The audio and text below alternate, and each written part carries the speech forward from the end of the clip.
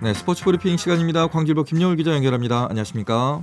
네, 안녕하십니까. 네, 9연승인가 했을 때는 참 즐거웠는데, 네, 걱정했던 연패 벗어나나 했습니다. 근데 7연패까지 와버렸습니다.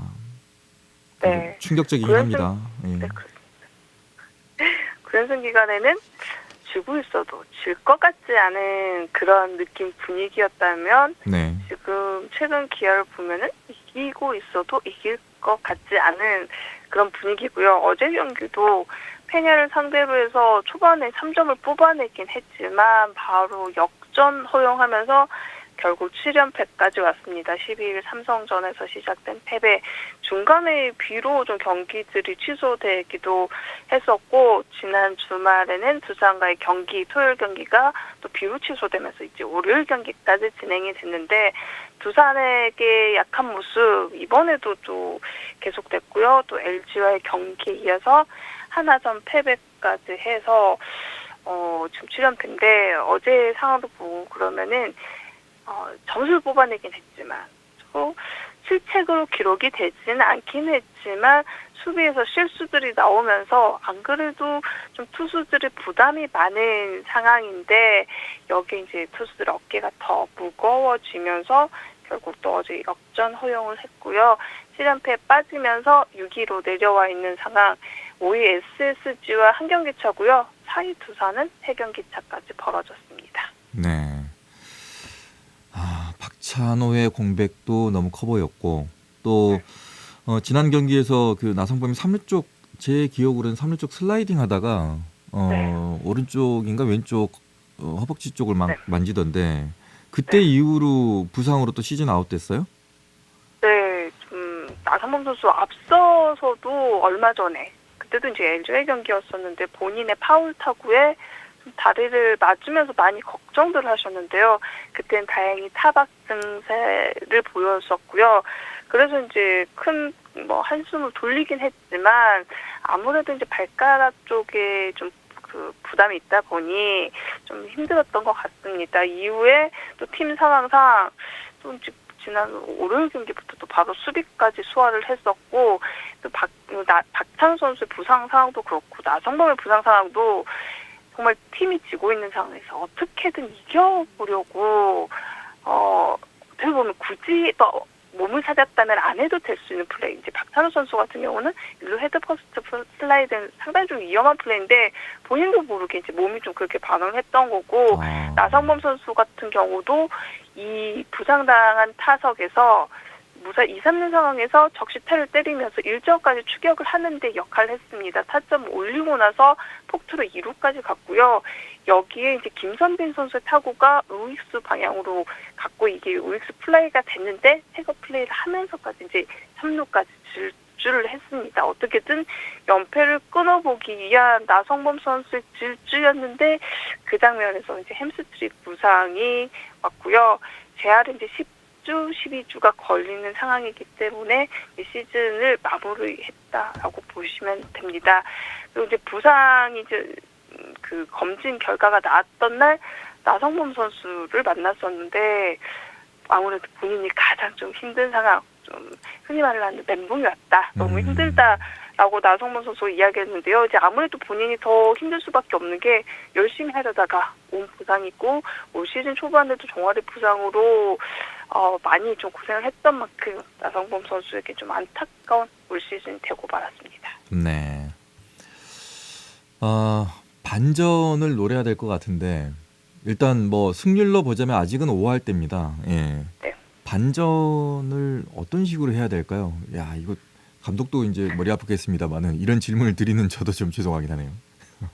네, 일단은 가장 중요한 거는 공격에 앞서 수비적인 부분인데요. 기아가 패배를 할 때 보면은 수비가 너무 좋지 않습니다. 그리고 연패가 되다 보면은 선수를 더 이제 그런 부담을 가질 수밖에 없는 상황이 되는 것 같고요. 선수들 좀 침착하게 연패를 믿고 경기를 좀 해야 될 것 같고요. 아무래도 이 운영에 대해서도 좀 이제 벤치에서도 좀 고민을 해봐야 될 부분이 확실한 색이 없다라는 부분인데 좀 기준을 가지고 일단은 좀 수비 쪽에 집중을 하면서 경기를 풀어가야 될 것 같고요. 가장 중요한 건 순리대로 좀 경기를 풀어가는 부분입니다. 기아가 최근에 비가 와서 뭐 경기가 취소되거나 이럴 때 좀 순리대로 갔더라면 하는 게 어제도 경기 사실상 3명의 선발을 투입하고 없다라고 보실 수 있는데요. 이의리 선수 이어서 산체스 선수 나왔었고요.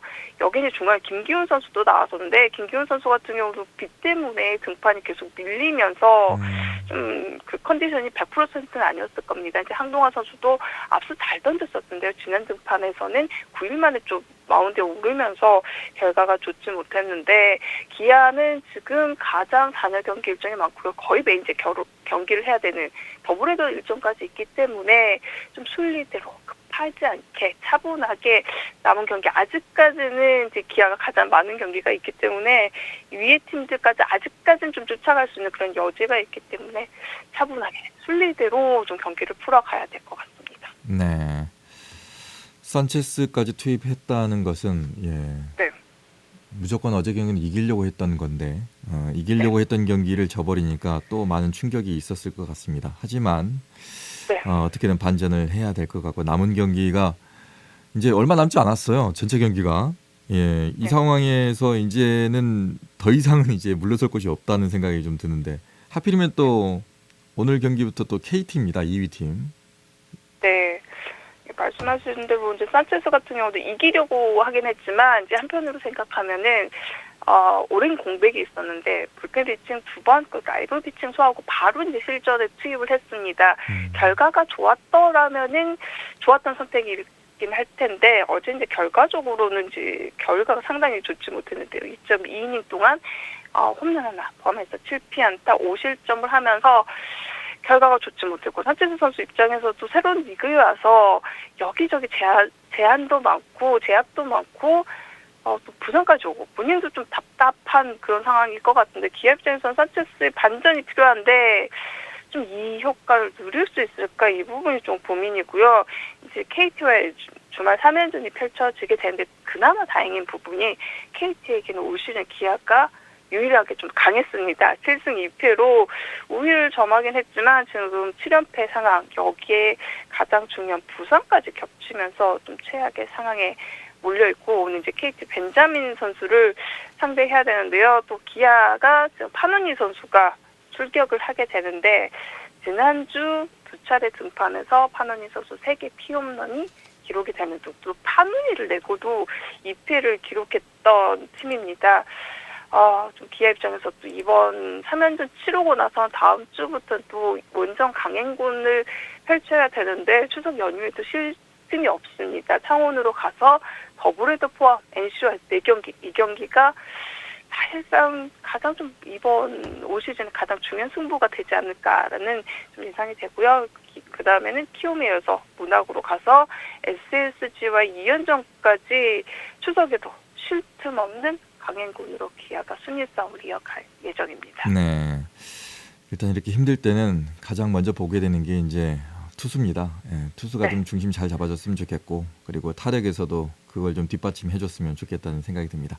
자, 다음 광주FC 24일 전북 현대 상대로 파이널 A 확정 도전입니다. 와, 광주가 진짜 강팀이 됐네요.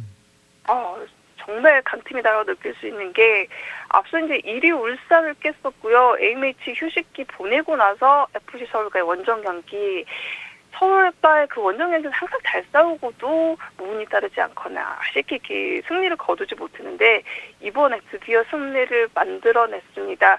그날 경기 보시면서 기성용 선수가 답답해하는 모습, 서울에선 정말 답답한 경기일 수밖에 없었던 게 강주가 4분 만에 허율 선수의 골로 선제골을 만들어냈는데요.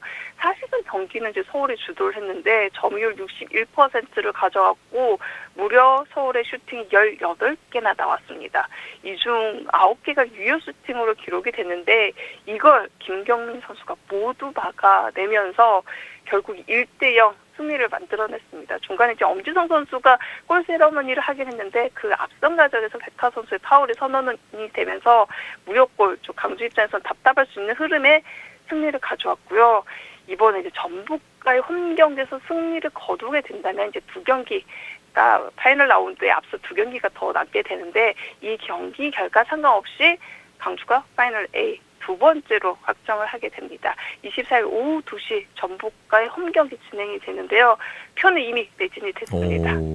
경기 TV로 지켜보시면서 승리로 파이널 A 확정하는 장면 보시면 좋을 것 같습니다. 자, 여기까지 듣겠습니다. 지금까지 김여울 기자였습니다. 고맙습니다.